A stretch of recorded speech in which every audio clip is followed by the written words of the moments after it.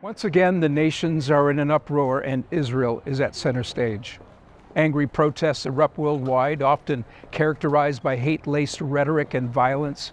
It seems that not only the state of Israel, but every Jewish person around the world is being weighed in the balance and positioned in the crosshairs. The fever pitch of focused rage is shocking, yet somehow familiar.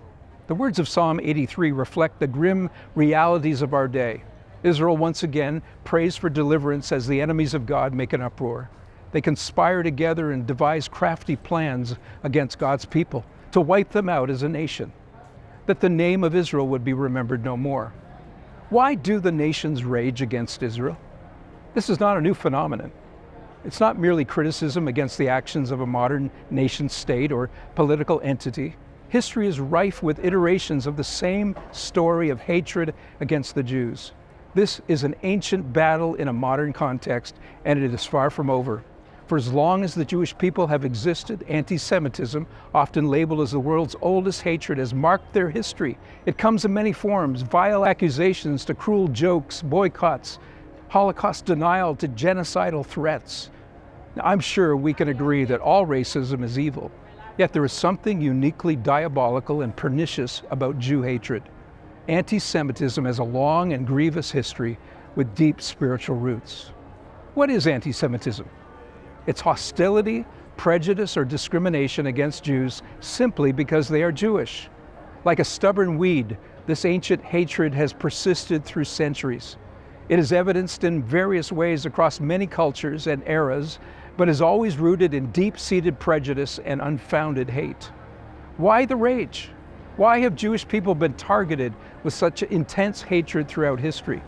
Simply stated, anti-Semitism is the most critical arena of spiritual warfare there is, because it's connected to God's eternal plan of salvation, a plan established before the foundations of the earth, with which God chose to work through a specific family and a people. Through Israel, God brought forth the Messiah and continues to fulfill his covenant for all humanity, which he promised to Abram and his seed, saying, "In you all the families of the earth shall be blessed." This covenant of blessing is connected to another promise, spoken in the Garden of Eden, when the sin and death first plagued the human race. God vowed to send a seed of the woman to crush the serpent's head. And this seed of hope for all mankind would eventually come through the lineage of Abraham, Isaac, and Jacob, Israel, who would become the Jewish people. God's covenant with Abram included the promise of descendants and blessing for all nations. It also spoke of future suffering, harsh treatment, and miraculous deliverance. As the servant of the Lord, Israel would become a light to the nations, God's chosen vessel through whom his righteousness, justice, and mercy would be revealed. Israel would carry hope to a hurting world. A divine plan of this magnitude would not be enacted without deep resistance. At its core, anti-Semitism is essentially an attack against God's covenant faithfulness. Below the surface, in the unseen realm, anti-Semitism is inspired by Satan. From the beginning, Satan's prideful ambition was to ascend above God, to wipe out Israel's God and Israel's witness of God. Satan's lust for self-glorification led to his fall and the vitriol behind anti-Semitism. Satan is not only anti-God, but is anti-God's people. Hatred of the Jewish people is spiritual, inspired by Satan himself. From Eden to Gethsemane and even beyond, there has been a diabolical plot to destroy the Jewish people as the seed line through whom God's promised blessing would come. In Revelation 12:4, we read that the dragon stood before the woman who was ready to give birth, to devour her child as soon as it was born. In this picture, we see Israel as the woman in labor to bring forth the ultimate child of promise, Jesus the Messiah, whose perfect sacrifice held the power to deliver the world from sin and death. Because of their divine purpose as the servant of the Lord and a light to the nations, Satan has strategically targeted Israel for annihilation, assimilation, and suffering over every generation in an effort to stop God's plan of redemption and make God out to be a liar and a loser.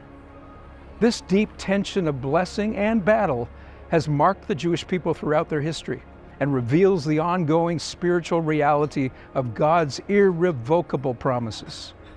Consider a few examples from biblical history. Israel languished in slavery in Egypt. her babies massacred by Pharaoh's demonic plan, yet God promised deliverance through Moses. Balak sought to curse Israel before their conquest of the Promised Land, yet through Balaam, God promised a ruler from Jacob who would exercise dominion over his enemies. Many godless nations raged against Israel, subjecting them to persecution, perpetual hatred, siege, and hunger. They mocked and opposed, ravaged her women, slaughtered her babies, burned their cities, and carried her children into captivity. Even among the nations, wicked men like Haman sought to annihilate the Jews and extinguish their light forever. Before the birth of Jesus, at the height of messianic expectation, Herod contrived a genocidal plan to kill all the male children in Bethlehem. From Pharaoh to Nebuchadnezzar, Haman to Herod, the Bible recounts targeted plots to destroy the plan of redemption that God chose to work through the people of Israel. Yet the prophet Isaiah declared that the servant of the Lord will faithfully bring forth justice to the nations. A bruised reed he will not break, and a faintly burning wick he will not quench. In the face of every onslaught against the seed line of covenant, God promised to restore, rebuild, replant, and to vindicate his holy name through Israel, so the nations would know that he is the Lord. From a promise in Eden of one who would crush the head of the enemy, to the garden with an empty tomb, even the most wicked scheme could not prevail against the redemptive plan of God. But you may think, wait a minute, Jesus, the promised seed of the woman and the ultimate servant of the Lord, came. He died, he rose again, he conquered sin and death. Israel did bring forth the Messiah.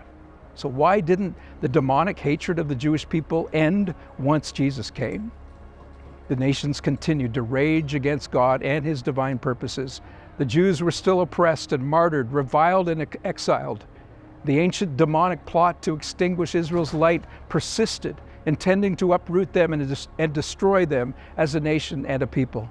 Sadly, the subsequent chapter of anti-Semitism took an even more sinister turn as it took root in and through the history of the church. We'll take a look at that next. Yet in these moments, let us consider the words of Paul in Romans 11.